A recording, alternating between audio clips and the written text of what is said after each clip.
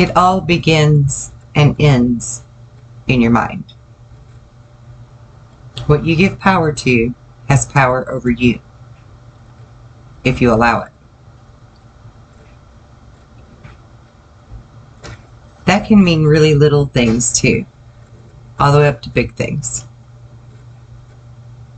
This morning, I was having my coffee, as usual, and I sat my cup down and I walked away for a moment. When I came back to take a sip of my coffee, I had a fly in it and I didn't know. This fly ended up in my mouth. Now, normally, if something like that would have happened, I would have puked. I would have completely freaked out, grossed out, and puked. Nope, not this time. This time, I took the fly out of my mouth, I swallowed the coffee, I dumped out my cup, I got a fresh one, put it out of my mind. Took me a few minutes, a few tries, but I put it out of my mind. And I didn't puke. And I thought, God, I didn't even see that fly. Where did that fly even come from? And throughout my day, a whole lot of these synchronistic things have been going on that were reminding me of how I don't allow my mind to give power to certain things anymore. Even the little things, which is big, right? Because who wants to puke? Nobody. And I'm totally cool if you're laughing right now. Totally cool with that. I want you to see the humor in it. I see the humor in it. That fly ended up in my cup. For me to do that, to have that series of synchronistic events happen, that was all about how much power I allow certain thoughts and how I'm able to, with ease, just move them when they come, so that they don't have power anymore over me. Not necessarily for me to be proud of myself even, but because this has been the theme of what I've been teaching lately. Thought power. And how it all begins and ends in your mind. And honest to God, what you give power to truly has power over you if you allow it. And that goes for bad and good. I allow my thoughts of being proud of myself, being aware of it without ego, to be something I give power to. Because there's real power in the awareness that you've leveled up somewhere again.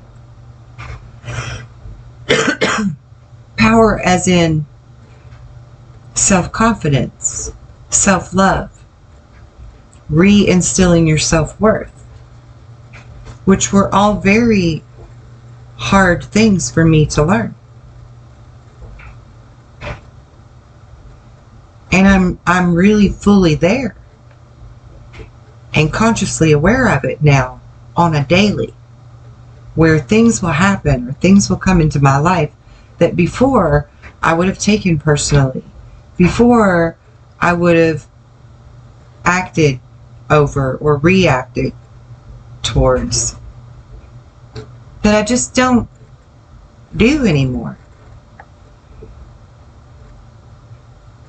And when I first started learning, many years ago, when I first started learning that we have that ability to just not let things affect us the same,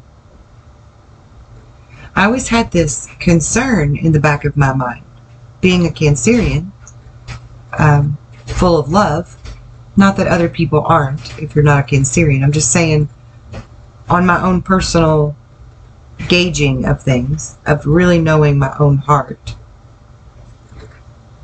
that if I'm able to get to this point where it really doesn't affect me and doesn't matter, would that make me cold-hearted? Would that make me shut off to people? I was very genuinely concerned about that, because I still wanted to be the same big, loving, nurturing, helpful, compassionate person that I've always been. It really feeds my soul and brings my soul so much joy to cook for people and feed them, to help them repair something. Anything, whether it's a piece of furniture or something in their own personal life. Finances, balancing your checkbook, don't know how, I'll teach you. Don't know how to tell time on an analog clock, I'm right there to teach you. I've done this for people. Willingly, lovingly, and exuberantly. I love to help people. I love to see people thrive. I love to see people succeed. I love to see people happy. It's who I am.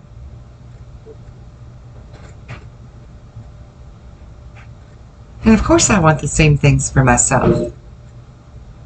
So it was a really worrisome thing for me to think we cannot achieve this without hardening our heart. You see. And I want you to know that there is a very achievable way for you to heal, for you to control your emotions and control your thoughts, and only give power to the ones that you choose to give power to. And it be a really beautiful thing for you and everybody around you. A really beautiful thing. That full acceptance of self and full acceptance of others is a whole new level.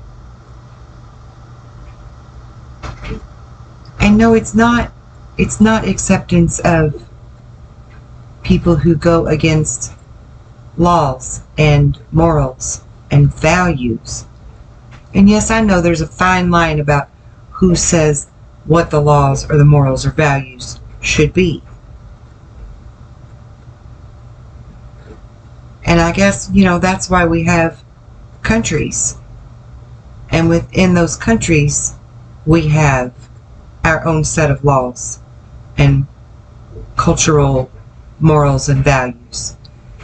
I speak a lot about society controlling us, but in a lot of other ways, society is helpful. Community is helpful. Having boundaries is helpful. There's pros and cons to everything. Two sides of all of the coins. And so, within those individual countries, we have individual broke down regions, even to where if a certain group of people want to live this way, they can live over here, and if another group of people want to live this way, they can live over there, and everybody just gets along because you're in your own little quadrants or regions or counties or states or however you want to look at that. And, here in the United States, we have legislators and representatives for every state, all the way down to the local level, that continue to fight for and protect what the people of the area want for their communities, their areas, or at least they're supposed to. If they don't, they need to be fired. And we should have term limits, but that's a whole different discussion. That's my opinion of something. But probably a good solution too. But yeah, that deal with the cup of coffee this morning and the fly, that was actually a pretty huge thing for me, even though it's a little thing. Because I swear to you, I would have puked any other time. It would have made me like puke, and me doing that would have then in turn made at least one of my 2 children follow suit.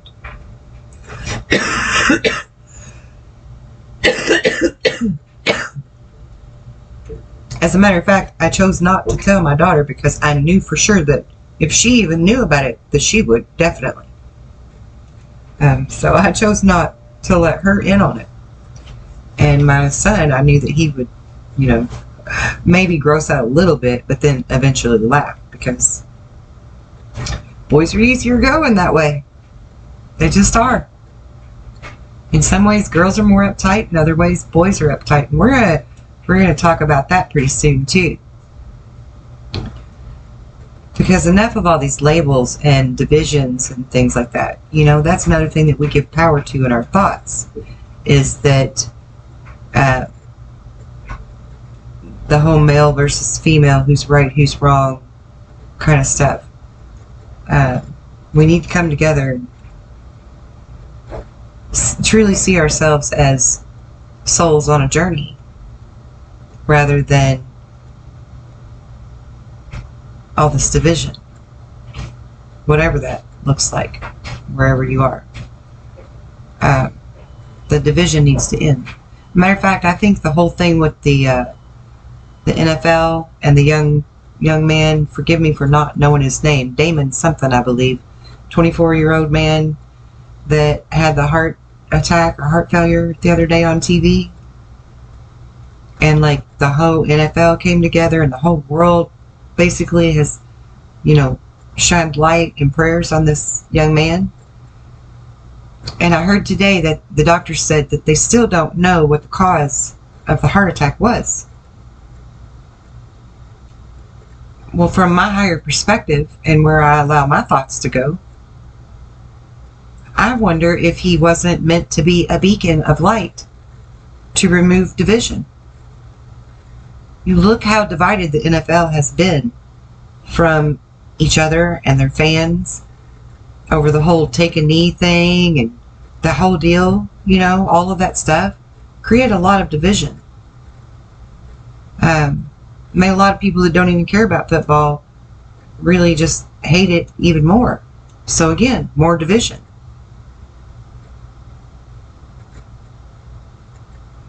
But this happening to him made all of that stop. And humanity gave power to their thoughts of concern for him collectively. And I think that's a really beautiful thing. That is seeing us at our finest. That is seeing us in our essence of who we truly are. And I just think it's wonderful to have seen. And, you know, I'm very grateful and thankful that he is well and recovering.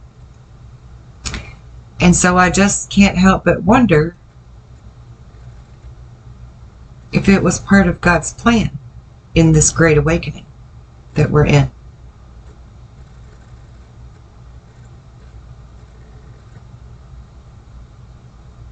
For all we know, he agreed to do this before he came into this lifetime. It's certainly changed him and his opinions and what he's going to do going forward. I heard that in his own words.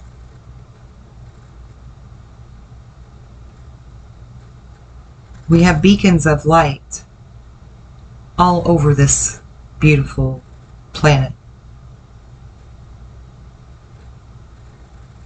I hope to shine mine wide enough and bright enough to call in the other beacons and give you a space to use your voice and shine your light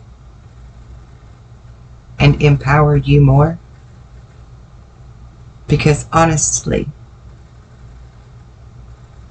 it all begins and ends in your mind. And what you give power to, it has power over you. Your happiness, your world, if you let it. So I just wanted to share that with you. Give you some food for thought. Maybe a little chuckle. And I'll see you again soon.